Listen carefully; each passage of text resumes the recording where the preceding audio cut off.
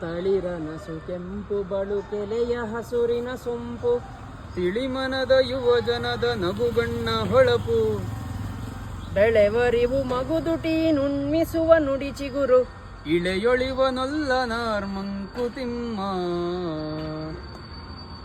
ಗುಂಡಪ್ಪನವರು ಈ ಕಗ್ಗದಲ್ಲಿ ಪ್ರಪಂಚದಲ್ಲಿ ಇರುವಂತಹ ಕೆಲವೊಂದು ವಿಸ್ಮಯಗಳು ಯಾರು ಕೂಡ ಇದನ್ನು ಇಷ್ಟಪಡದೇ ಇರೋದಕ್ಕೆ ಸಾಧ್ಯ ಇಲ್ಲ ಅಂತಹ ಒಂದಿಷ್ಟು ಉದಾಹರಣೆಗಳನ್ನು ಕೊಟ್ಟಿದ್ದಾರೆ.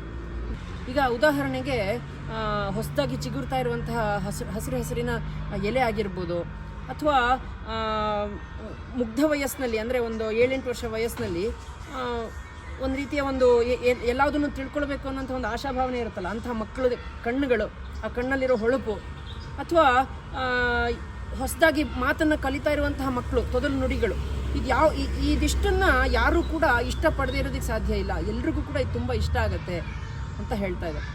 ಒಂದು ರೀತಿ ನಮ್ಮಲ್ಲೂ ಕೂಡ ಆ ಒಂದು ಉತ್ಸಾಹ, ಕ್ಯೂರಿಯಾಸಿಟಿ ಎಲ್ಲ ಹುಟ್ಕೊಳ್ಳುತ್ತೆ ಇದನ್ನೆಲ್ಲ ನಾವು ನೋಡಿದಾಗ ಅಂತ ಹೇಳ್ತಾ ಇದ್ದಾರೆ.